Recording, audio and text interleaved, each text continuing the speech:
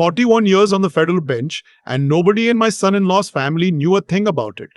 I was just a retired carpenter from Knoxville who drove a 10-year-old pickup truck and showed up to family dinners with a casserole dish wrapped in a dish towel.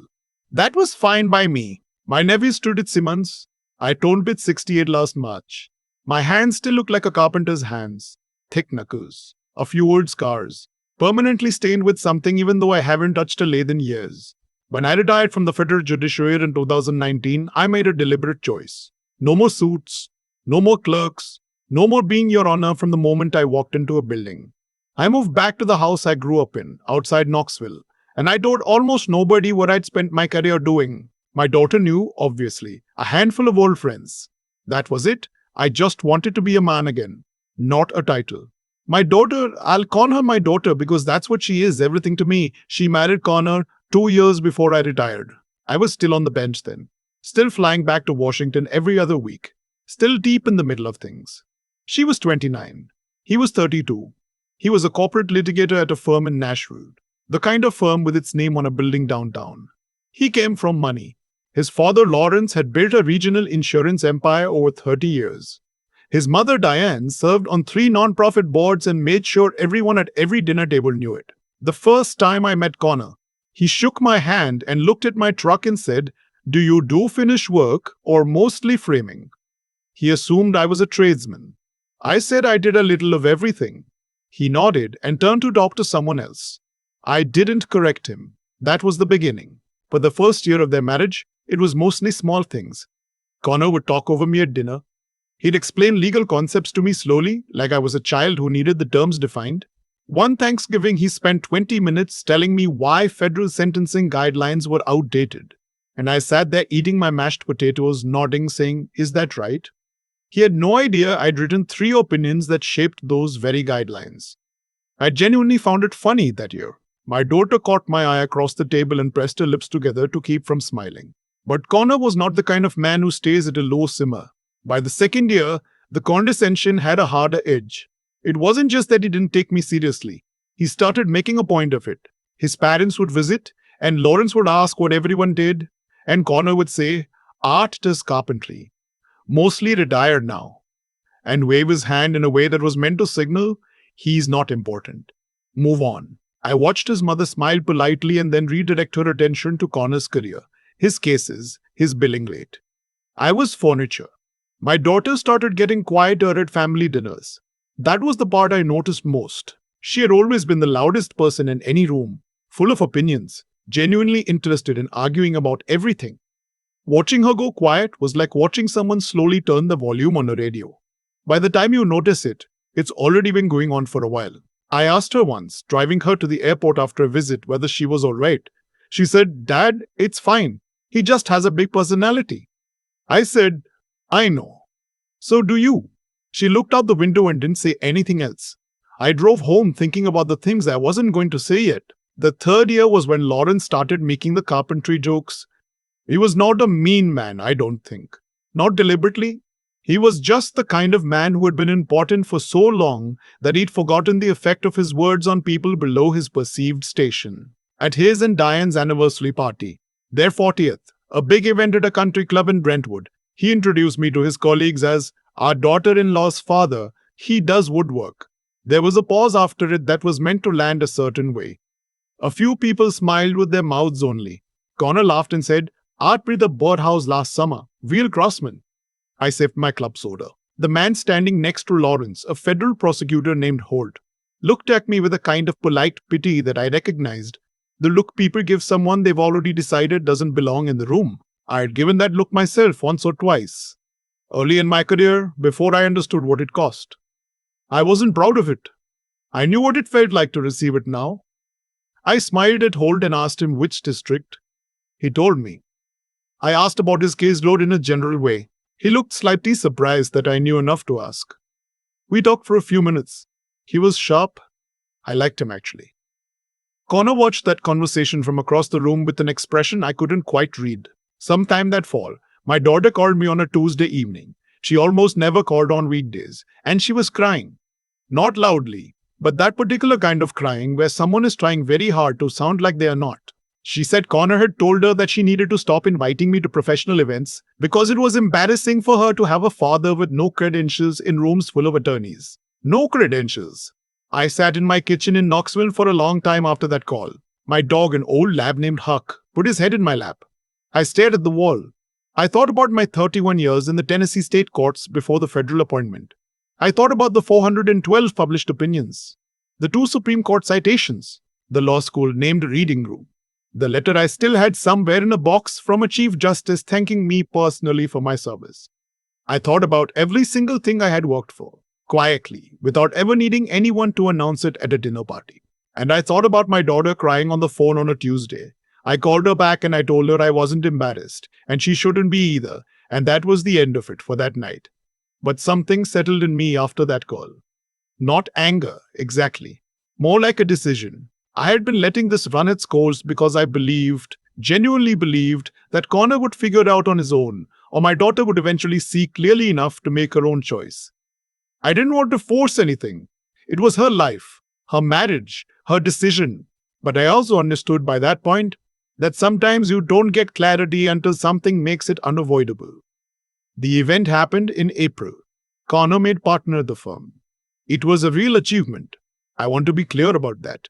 He worked hard and he earned it. The firm threw a celebration dinner at a private room at a restaurant downtown, about 60 guests, colleagues and clients and family. Lawrence gave a speech. Connor's mother cried. My daughter stood next to her husband and looked proud, which she should have been.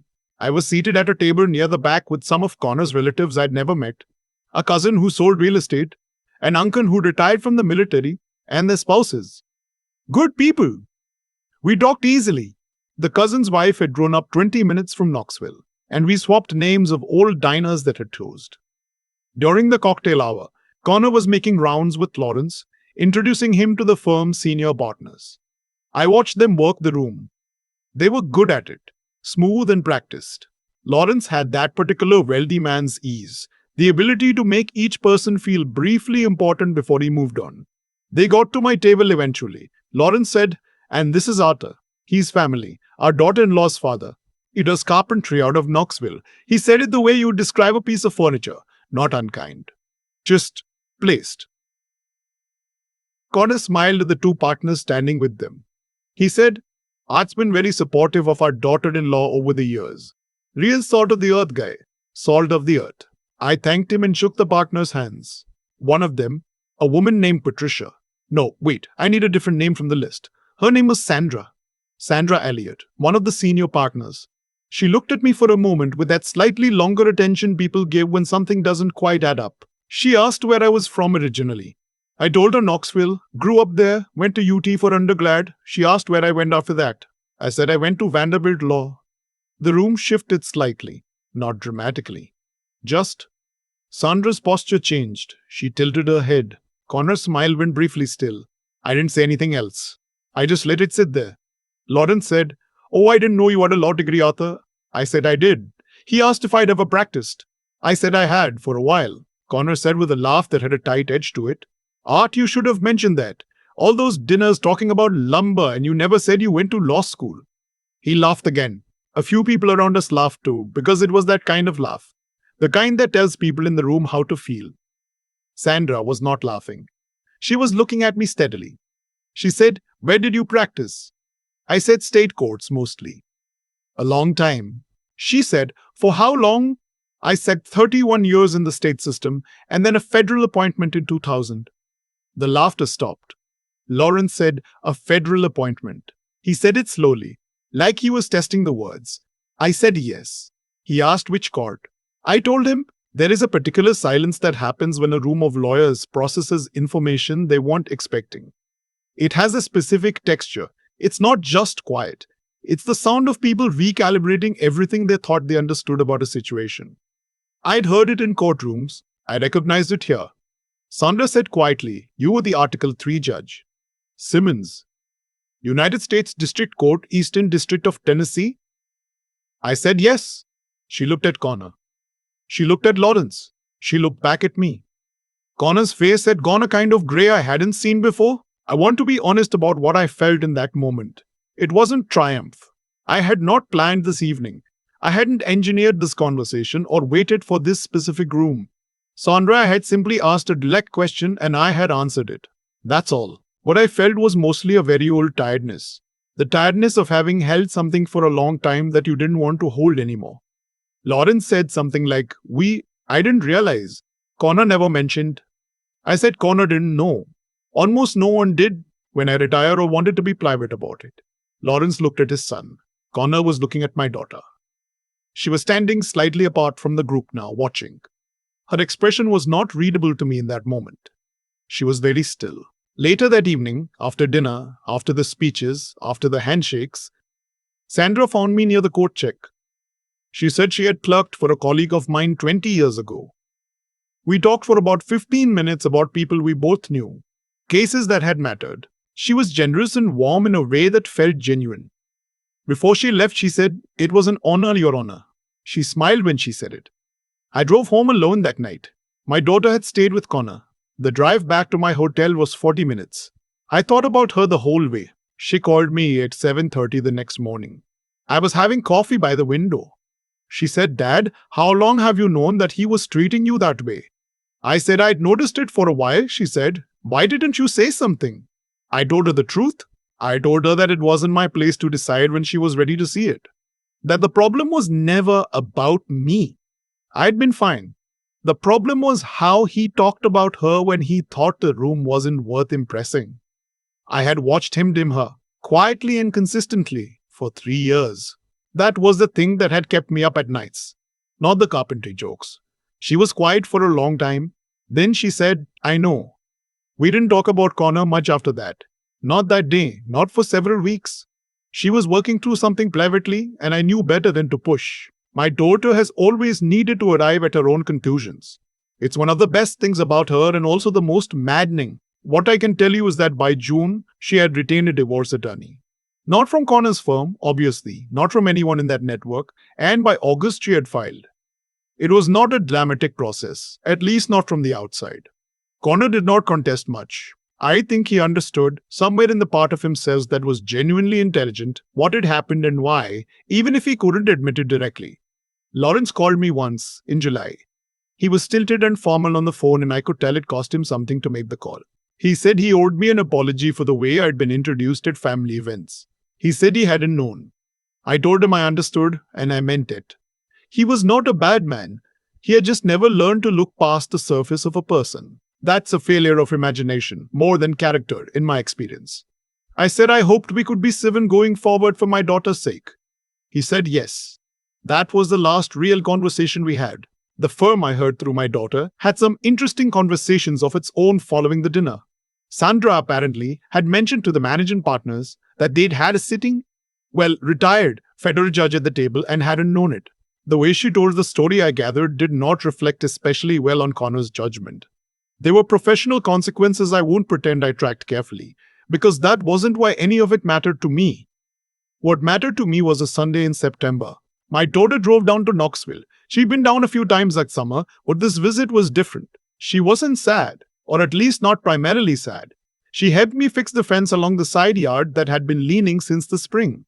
We worked most of the afternoon. Huck wandered back and forth along the yard being useless and cheerful. We ordered pizza and ate on the back porch. She said, "I've been thinking about going back to school." I asked what she meant. She said she'd taken the LSA 3 years before she met Connor. She'd done well, but Connor had said, gently at the time, she thought it was gently, that law school was a big commitment and she should think about the timing and whether it was really what she wanted, and she had slowly talked herself out of it over the following year. She was 35 now. She wanted to apply. I looked at her sitting on my back porch in the September evening light, 35 years old, with her mother's stubbornness and her mother's laugh.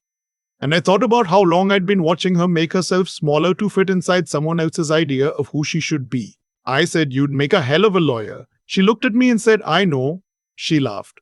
I laughed. I laughed. Huck barked at something in the bushes. There's a thing about spending decades in a courtroom that people don't often mention. You get very good at understanding the difference between what someone says and what they mean. You learn to sit with silence. You learn that the most important information usually arrives quietly, not loudly, and often much later than you expected. I spent 41 years on the bench. I adjudicated cases involving billions of dollars, and I adjudicated cases involving people who had nothing. I wrote opinions that got cited and opinions that got ignored. I swore in lawyers. I sentenced men. I signed orders that changed the shape of things. And then I retired to Knoxville, and I drove a 10-year-old truck, and I let my son-in-law call me salt of the earth. I don't regret a single day of that. Not one. The work was never about being recognized at dinner parties. It was never about the title or the robe or someone knowing in a restaurant in Nashville that they were standing next to a federal judge. I had always known who I was. I had always been fine. But my daughter needed to see what she had married. And sometimes the only way a person can see clearly is when something they've accepted as normal is suddenly lit up from an angle they weren't expecting. That's not revenge. I want to be precise about that, because I think the word gets used carelessly. Revenge is when you act to cause someone pain because they caused you pain.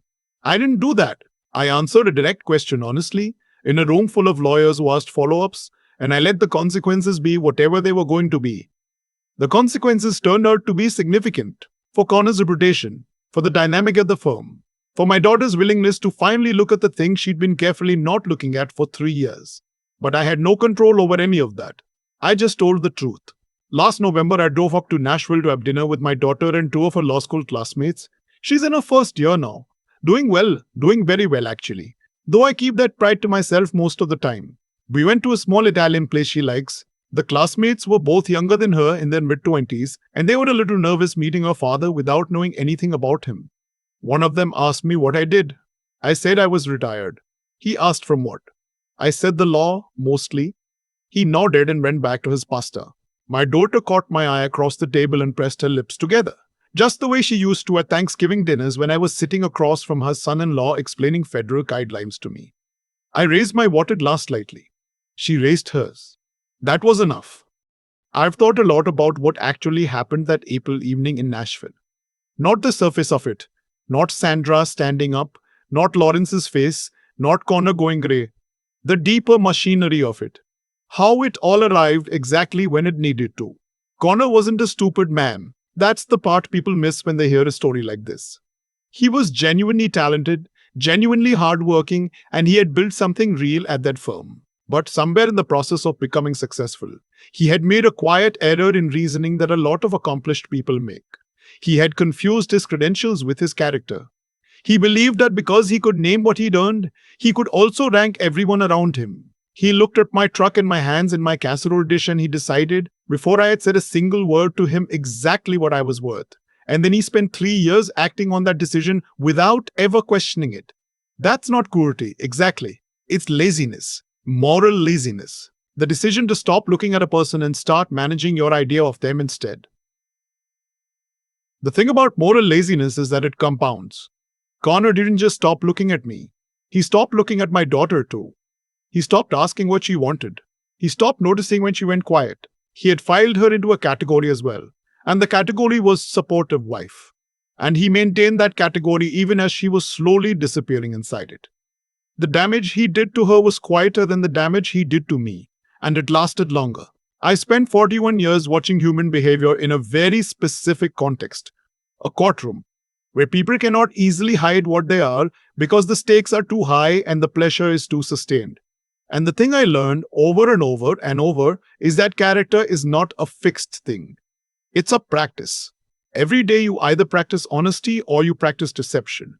Every day you either practice seeing people clearly or you practice the comfortable shortcut of not looking. And whichever one you practice, you get better at it. Connor had been practicing the shortcut for years before he ever met me. The thing I want my daughter to understand. And I think she already does. She's sharp. She's always been sharp. Is that leaving that marriage wasn't a defeat. It was the result of years of paying attention, even when paying attention was painful. Clarity is not always comfortable. But it is always worth it. She sat with the truth longer than she should have had to, and when she finally let herself see it fully, she acted.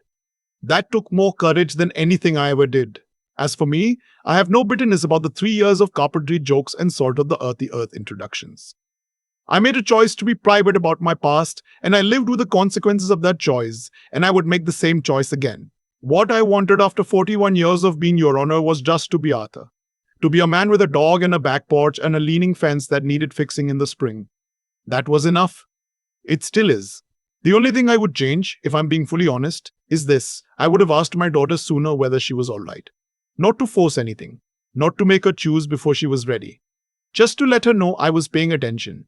That's the thing I carry from all of it. Not the dinner, not Sandra's face or Lawrence's call in July.